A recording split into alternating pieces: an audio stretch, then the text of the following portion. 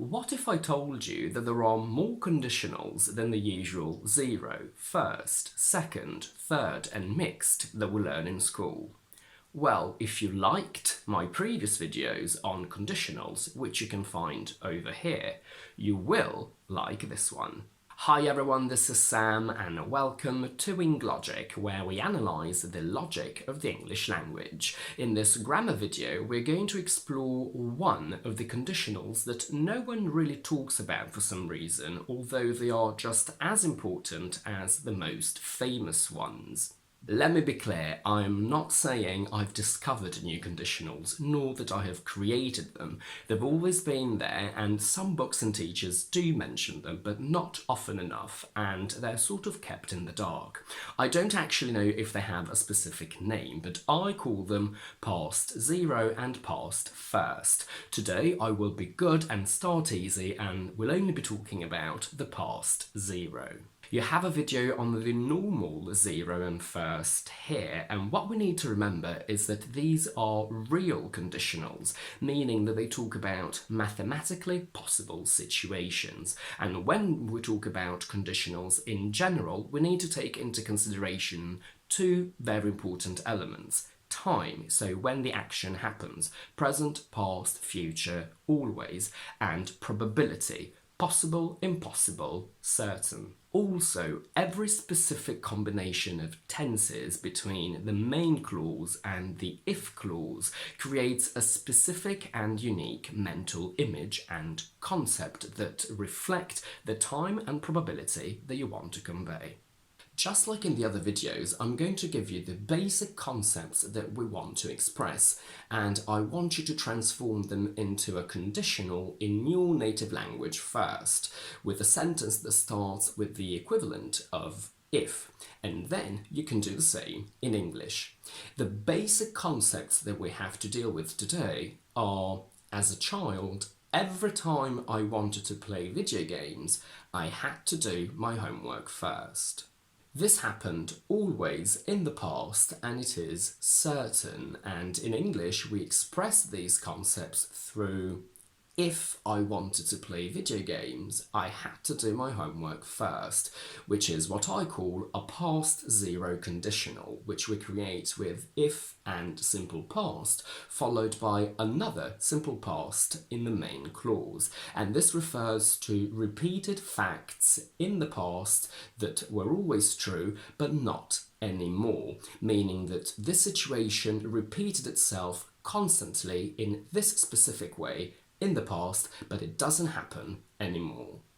Just like in the normal zero conditional, because we're talking about actions that repeat themselves regularly every time, we can use when instead of if, because when in itself contains a concept of every time. So if I wanted to play video games, I had to do my homework first, can simply become when I wanted to play video games, I had to do my homework first.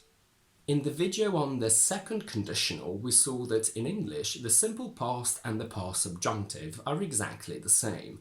Verbs like wanted, did, went, fixed can be both. The simple past refers to real situations and the past subjunctive to unreal ones.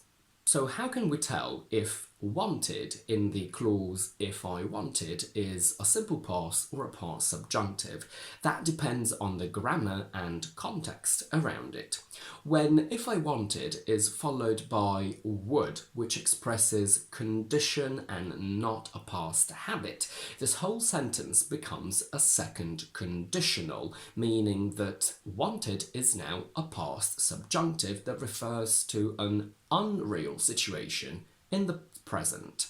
If I wanted to learn Chinese, I would take lessons, means that right now I don't want to learn Chinese, so I don't take lessons.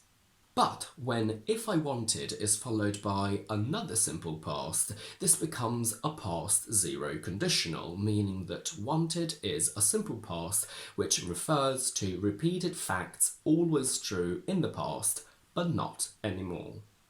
Now we're going to go very grammatically geeky. I've just said that in order to get a second conditional, would must refer to a condition and not a past habit. What does that mean? As well as expressing condition, would does also refer to past habits, basically like used to. So let's look at this sentence. If I wanted to be happy, I would play the guitar. If I see it like this, out of context, my mind automatically thinks it's a second conditional for an unreal situation in the present, meaning that wanted is a past subjunctive and would is a conditional, and the sentence means that right now I don't want to be happy, so I don't play the guitar. But if we give it a little bit of context, this sentence can become a past zero. If we say, as a child, if I wanted to feel happy, I would play the guitar, we have wanted as a simple past and would as a past habit, meaning that every time I wanted to feel happy in the past, I had the habit of playing the guitar.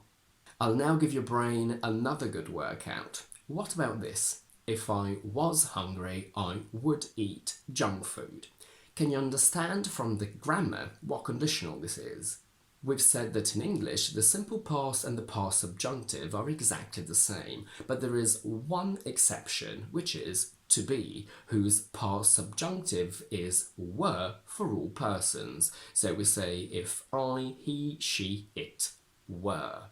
When we create a second conditional with the verb to be, we have a formal and sophisticated option, which is if I were rich, I'd buy a car, but also an informal one, which keeps was. So we say if I was rich, I'd buy a car. So, in its pure form, this sentence can mean two things. It can be an informal second conditional about an unreal situation in the present. I am not hungry now, so I don't eat junk food now. But it can also be a past zero conditional, meaning that in the past, every time I was hungry, I had the habit of eating junk food, which I don't have anymore, meaning that now when I'm hungry, I might have switched to healthy food, for example. And that's it for today. If you like this video, please don't forget to give it a thumbs up and to subscribe to my channel down below. And do let me know in the comments if you have any questions about this topic and if you'd ever thought about this past zero conditional, and if you know a more technical name for it, because there might be one, but I just don't know about it. In the meantime, I will see you on Tuesday with another explanation video.